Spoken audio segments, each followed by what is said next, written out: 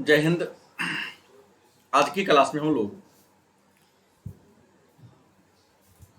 इतिहास पाठ 3, 4, 5 और 6 मतलब इतिहास पाठ 3 जिसका नाम है महाभारत के विशेष संदर्भ में प्राचीन भारतीय धर्मों का इतिहास, पाठ 4 जैन धर्म और बौद्ध धर्म, पाठ 5 और 6 में मुगल शासन व्यवस्था के बारे में चर्चा करना है। तो पाठ 3 से लेकर पाठ 6 तक 2009 से लेकर 2022 तक जितने भी वस्तुनिष्ठ प्रश्न पूछे गए हैं उसी वस्तुनिष्ठ प्रश्नों का क्लास आज के इस वीडियो के माध्यम से हम लोग देखेंगे, जानेंगे कि कौन कौन से प्रश्न हैं जो प्रतिवर्ष पूछे जाते हैं। और निश्चित तौर पे ये प्रश्न परीक्षा के दृष्टिकोण से, फाइनल एग्जाम के दृष्टिकोण से बिहार इंटरमीडिएट परीक्षा के लिए ज्यादा ही महत्वपूर्ण होगा। तो आइए सबसे पहले चर्चा करते हैं। पहला प्रश्न है, आश्रम व्यवस्था में कितने प्रकार के आश्रम का उल्लेख है? आश्रम व्यवस्था में कितने प्रकार के आश्रम का उल्लेख है? तो आपको बता दें कि आश्रम व्यवस्था में 4 प्रकार के आश्रम हैं। आश्रम कितने हैं? 4 हैं। नाम है ब्रह्मचर्य, गृहस्थ, वानप्रस्थ और सन्यास। तो आश्रम कितने हैं? तो आश्रम 4 हैं जिसका नाम है ब्रह्मचर्य, गृहस्थ, वानप्रस्थ और सन्यास। दूसरा प्रश्न है, अश्वमेध यज्ञ का आयोजन क्यों किया जाता था? तो शाही संप्रभुता मतलब संप्रभुता, एक चक्रवर्ती राजा बनने के उद्देश्य से, संप्रभुता को प्राप्त करने के उद्देश्य से अश्वमेध यज्ञ किया जाता था। और अश्वमेध यज्ञ 3 दिनों तक चलता था। इसमें यज्ञ में घोड़ा का पूजा होता था और घोड़ा को 3 दिन के लिए छोड़ दिया जाता था। जिन क्षेत्रों तक घोड़ा पहुंच जाता था वहां तक यज्ञ करने वाले राजा का अधिकार हो जाता था, और जो कोई भी घोड़ा को पकड़ने का प्रयास करता उससे युद्ध करना पड़ता था। तो संप्रभुता को प्राप्त करने के लिए या चक्रवर्ती राजा बनने के लिए अश्वमेध यज्ञ किया जाता था। अगला है, कुरुक्षेत्र का युद्ध किसने जीता? तो कुरुक्षेत्र के मैदान में महाभारत का युद्ध हुआ था। जैसा कि आप जानते हैं कि कुरुक्षेत्र जो हरियाणा में पड़ता है, और कुरुक्षेत्र के मैदान में महाभारत का युद्ध हुआ था। और महाभारत का युद्ध कौन जीता? पांडव जीते। नेक्स्ट प्रश्न है,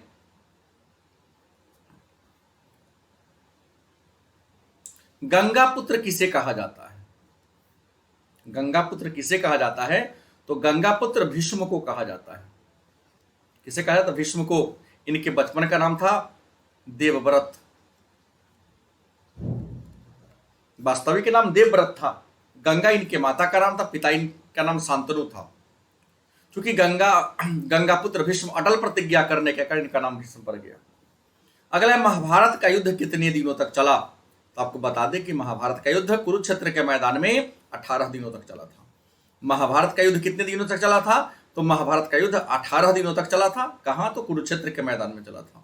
किसके किसके बीच? तो कौरवों और पांडवों के बीच चला था। अगला है, महाभारत की रचना किस भाषा में की गई?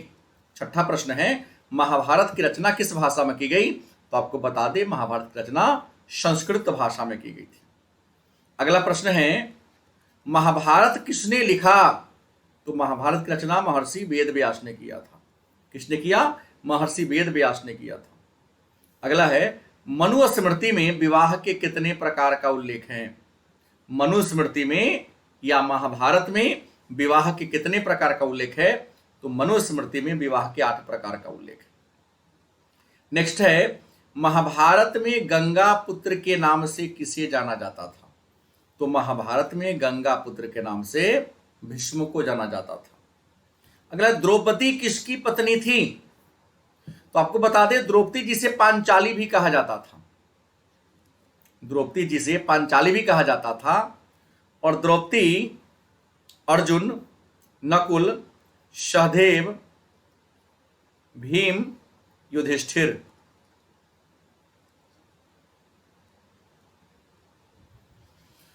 मतलब पांचों भाई की पत्नी थी। द्रौपदी, अर्जुन, नकुल, सहदेव, भीम और युधिष्ठिर, इन सबकी पत्नी थी। चूंकि 5 पतियों की ये स्वामिनी थी, इसलिए इसका नाम पड़ गया पांचाली। अगला है, श्रीमद् भागवत गीता के महत्व पर विचार किसने दिया है? तो श्रीमद् भागवत गीता के महत्व पर विचार देने वाले विद्वान हैं महात्मा गांधी, स्वामी विवेकानंद और बाल गंगाधर तिलक।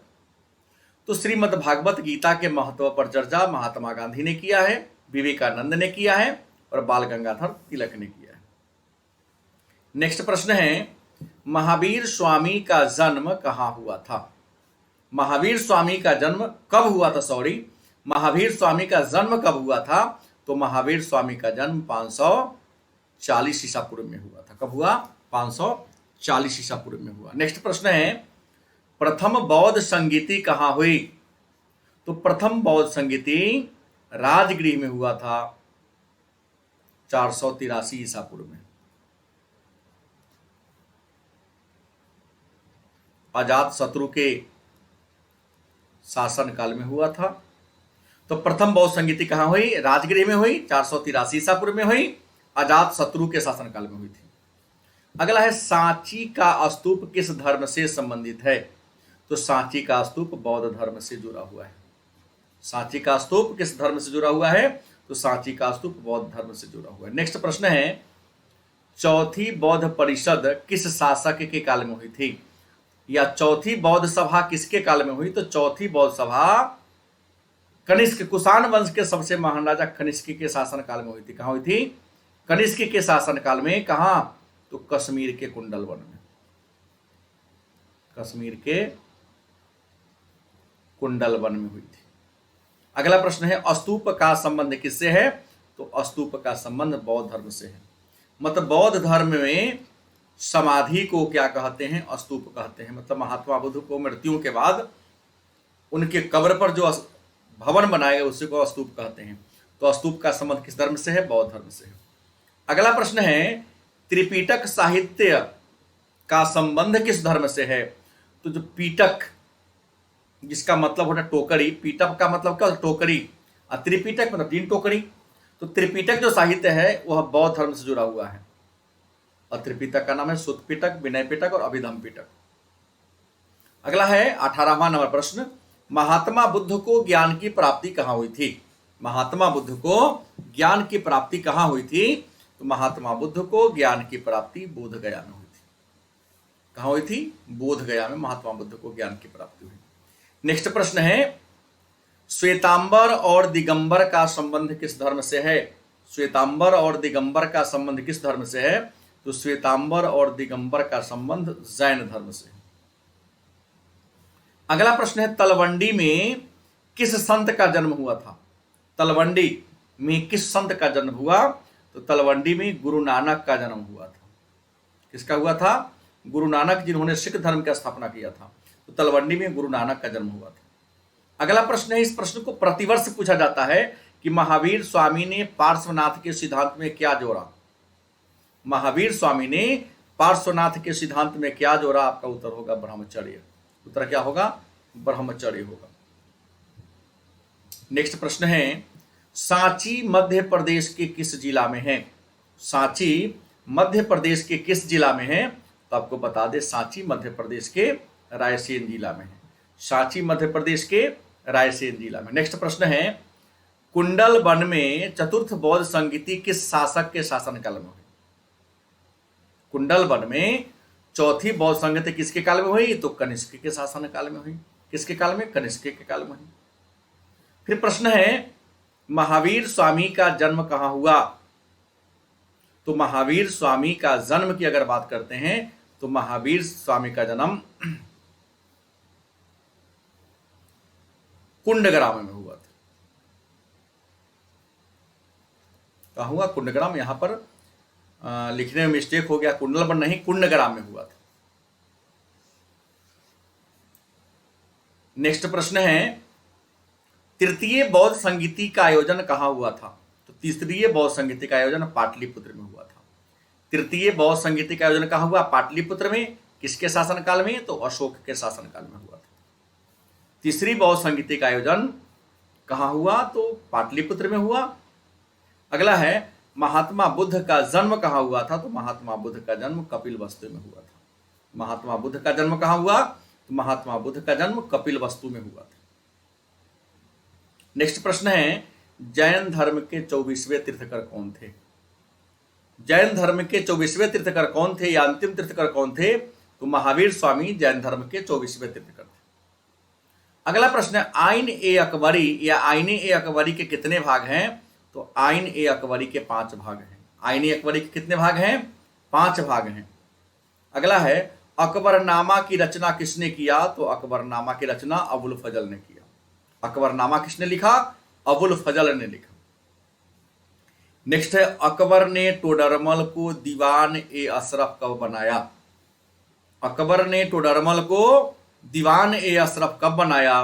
तो अकबर ने टोडरमल को दीवान ए अशरफ 1582 में बनाया। कब बनाया? 1582 में। 31वां नंबर प्रश्न है जजिया कर किससे लिया जाता था? जजिया कर किससे लिया जाता था? तो आपको बता दें जजिया कर जिमियों से या गैर मुसलमानों से लिया जाता था। 32वां नंबर प्रश्न है तंबाकू पर किस मुगल शासक ने प्रतिबंध लगाया? तंबाकू पर किस मुगल शासक ने प्रतिबंध लगाया? तो तंबाकू पर जहांगीर ने प्रतिबंध लगाया। किसने लगाया? जहांगीर ने लगाया। नेक्स्ट प्रश्न है आइन ए अकबरी के अनुसार मुगल काल में भूमि को कितने भागों में बांटा गया था? आइन ए अकबरी के अनुसार मुगल काल में भूमि को कितने वर्ग में बांटा गया था? उत्तर होगा 4, पोलज, पर्ती, छच्छर और बंजर। नाम क्या था? पोलज, पर्ती, छच्छर और बंजर। अगला प्रश्न है अकबर का वित्त मंत्री कौन था? तो अकबर का वित्त मंत्री टोडरमल था। अकबर का वित्त मंत्री कौन था? टोडरमल। नेक्स्ट प्रश्न है तंबाकू का सेवन सबसे पहले किस मुगल बादशाह ने किया? तंबाकू का सेवन सबसे पहले किस मुगल बादशाह ने किया? उत्तर क्या होगा? अकबर। उत्तर क्या होगा? अकबर। तंबाकू का सेवन करने वाला पहला मुगल बादशाह कौन था? अकबर। नेक्स्ट प्रश्न है पानीपत के प्रथम युद्ध में बाबर ने किसे हराया? किससे पराजित किया? तो पानीपत के प्रथम युद्ध में पानीपत के प्रथम युद्ध में बाबर ने इब्राहिम लोदी को हराया। पानीपत के प्रथम युद्ध में बाबर ने इब्राहिम लोदी को हराया था। अगला प्रश्न है शेर शाह ने चौसा के युद्ध में किसे हराया? हुमायूं को हराया। शेर शाह ने चौसा के युद्ध में किसे हराया? तो शेर शाह ने चौसा के युद्ध में हुमायूं को हराया था। नेक्स्ट प्रश्न है अकबर के दरबार का विख्यात गायक कौन था या अकबर का दरबारी गायक कौन था? अकबर के दरबार का विख्यात गायक या दरबारी गायक कौन था? तो उत्तर होगा तानसेन या रामतन्नु पांडे या तन्ना मिश्र, जो ऑप्शन आ जाए। अगला है जीतल किस धातु का था? जीतल किस धातु का था? तो जीतल एक सिक्का का नाम था जो तांबे का बना हुआ था। मुगल काल में जीतल क्या था? एक सिक्का था जो किसका था? तांबे का बना हुआ था। नवरत्न किसके दरबार में रहते थे? तो आपको बता दें भारत में नवरत्न सबसे पहले चंद्रगुप्त द्वितीय के दरबार में रहा, लेकिन यदि चंद्रगुप्त द्वितीय ऑप्शन में न रहे तो अकबर होगा। भारत में 2 ऐसे राजा हुए हैं जिनके दरबार में नवरत्न रहते थे। तो पहली बार चंद्रगुप्त द्वितीय विक्रमादित्य के दरबार में और दूसरा कौन था? अकबर। तो ऑप्शन के अनुसार इसको देना पड़ेगा। शेर शाह ने किस मुगल बादशाह को हराया? तो शेर शाह ने हुमायूं को हराया। शेर शाह ने किसे हराया? हुमायूं को हराया। नेक्स्ट प्रश्न है जहांगीर का शासनकाल क्या था? तो आपको बता दें जहांगीर का शासनकाल 1605 ईस्वी से 1627 ईस्वी के बीच था। अगला जीतल क्या था? तो तांबे का सिक्का। जीतल क्या था? तांबे का सिक्का था जो मुगल काल में प्रचलित था। पानीपत के दूसरी लड़ाई में अकबर ने किसे हराया? पानीपत के दूसरी लड़ाई में अकबर ने किसे हराया? तो पानीपत के दूसरी लड़ाई में अकबर ने हेमू को हराया। किसे हराया? हेमू को हराया। नेक्स्ट प्रश्न है ताजमहल किस नदी के किनारे है? ताजमहल किस नदी के किनारे है? तो ताजमहल यमुना नदी के किनारे है और ताजमहल को किसने बनवाया था? शाहजहां ने बनवाया था। ताजमहल यमुना नदी के किनारे है और बनाया किसने? शाहजहां ने बनाया। नेक्स्ट है औरंगजेब अपने जीवन का अंतिम समय कहाँ बिताया? तो औरंगजेब अपने जीवन का अंतिम समय दक्षिण भारत में बिताया। कहाँ बिताया? दक्षिण भारत में बिताया। नेक्स्ट है, स्थापत्य कला का सबसे ज्यादा विकास किसके काल में हुआ? स्थापत्य कला मतलब भवन निर्माण की कला। तो स्थापत्य कला का सबसे ज्यादा विकास शाहजहां के शासनकाल में हुआ। किसके काल में हुआ? शाहजहां के शासनकाल में हुआ। नेक्स्ट प्रश्न है, भारत का प्रथम मुगल बादशाह कौन था? भारत का प्रथम मुगल बादशाह कौन था? उत्तर होगा बाबर। प्रथम मुगल वंश का राजा कौन हुआ इंडिया में? बाबर हुआ। अगला, अकबर ने किस पर अधिकार नहीं कर सका? अकबर किस राज्य को नहीं जीता? तो उत्तर होगा मेवाड़। उत्तर क्या होगा? लेकिन यदि ऑप्शन में मेवाड़ न रहे तो उत्तर क्या होगा? चित्तौड़, क्योंकि मेवाड़ राज्य का नाम है, चित्तौड़ उसकी क्या थी? राजधानी। तो अकबर किस पर अधिकार नहीं कर सका? उत्तर क्या होगा? मेवाड़। और ऑप्शन में मेवाड़ न रहे तो क्या होगा? चित्तौड़। अगला प्रश्न है, किस मुगल बादशाह को आलमगीर के नाम से जानते हैं? किस मुगल बादशाह को आलमगीर के नाम से जानते हैं? उत्तर होगा औरंगजेब। उत्तर क्या होगा? औरंगजेब। नेक्स्ट है, पानीपत का प्रथम युद्ध कब हुआ? पानीपत का प्रथम युद्ध कब हुआ? उत्तर होगा 1526। क्या होगा? 1526। किसके किसके बीच? तो बाबर एंड इब्राहिम लोदी के बीच। इसको आप कह सकते हैं मुगल तथा अफगानों के बीच हुआ था। अगला है, बाबर की आत्मकथा का क्या नाम है? तो बाबर की आत्मकथा का नाम है तुजू के बाबरी। और लिखा किसने? बाबर ने स्वयं लिखा था। किस भाषा में? तो तुर्की भाषा में लिखा था। तो बाबर की आत्मकथा का नाम क्या है? तुजू के बाबरी। किसने लिखा? बाबर ने लिखा। किस भाषा में लिखा? तुर्की भाषा में लिखा। फिर प्रश्न, अकबर का संरक्षक कौन था? अकबर का संरक्षक कौन था? तो अकबर का संरक्षक बैरम खान था। कौन था? बैरम खान था। नेक्स्ट है, ताजमहल का निर्माण किसने कराया? ताजमहल का निर्माण किसने कराया? उत्तर होगा शाहजहां।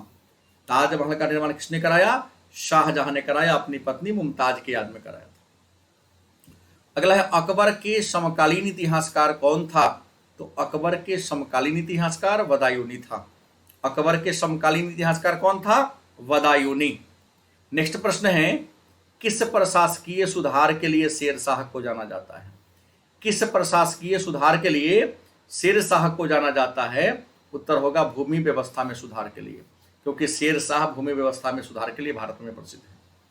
अगला है, सुलह ए कुल का अर्थ क्या होता है? सुलह ए कुल का अर्थ क्या होता है? तो सुलह ए कुल का मतलब सबके लिए शांति या सार्वभौमिक शांति। सबके लिए शांति या सार्वभौमिक शांति। नेक्स्ट प्रश्न है, अकबर ने जजिया कर कब समाप्त कर दिया? तो अकबर ने जजिया कर 1564 में समाप्त कर दिया। कब किया? अकबर ने जजिया कर 1564 में समाप्त कर दिया। और एक बात बता दे कि भारत में सबसे पहले जजिया कर किसने लगाया? तो भारत में सबसे पहले जजिया कर मोहम्मद बिन कासिम ने लगाया था। भारत में सबसे पहले जजिया कर कौन लगाया? मोहम्मद बिन कासिम। और ब्राह्मणों पर सबसे पहले जजिया कर कौन लगाया? तो फिरोज शाह तुगलक। फिरोज शाह तुगलक ब्राह्मणों पर सबसे पहले जजिया पर लगाया। अकबर ने 1564 में जजिया कर को समाप्त कर दिया, लेकिन औरंगजेब ने पुनः जजिया कर को लगा दिया था। तो जजिया कर को अकबर ने 1564 में समाप्त कर दिया। अगला है, गुलबदन बेगम ने किसके आग्रह पर हुमायूंनामा लिखा?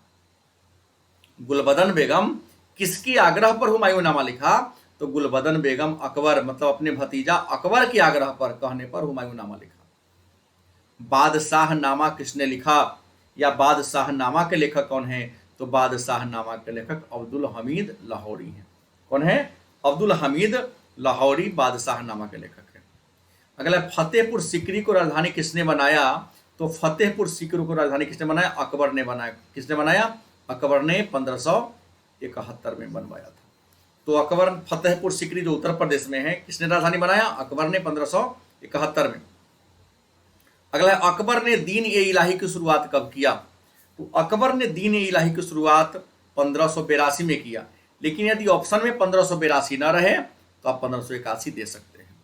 तो अकबर ने दीन ए इलाही कब शुरू किया? 1582 में। ऑप्शन नहीं रहने पर 1581 दे सकते हैं। नेक्स्ट प्रश्न है, तुजूक ए बाबरी किसने लिखा? तो तुजूक ए बाबरी बाबर ने लिखा। किसने लिखा? बाबर ने लिखा, और यह बाबर की आत्मकथा है और बाबर ने इसे स्वयं तुर्की भाषा में लिखा। अगला प्रश्न है, दीवान ए अशरफ का अर्थ क्या होता है? दीवान ए अशरफ का अर्थ क्या होता है? तो दीवान ए अशरफ का अर्थ राजस्व विभाग का अध्यक्ष या भूमि विभाग का अध्यक्ष होता है। राजस्व विभाग का अध्यक्ष या भूमि विभाग का अध्यक्ष। और अगला प्रश्न है, भारत का अंतिम मुगल बादशाह कौन था? तो भारत का अंतिम मुगल बादशाह बहादुर शाह जफर था। कौन था? बहादुर शाह जफर। तो आज के क्लास में इतना ही। धन्यवाद।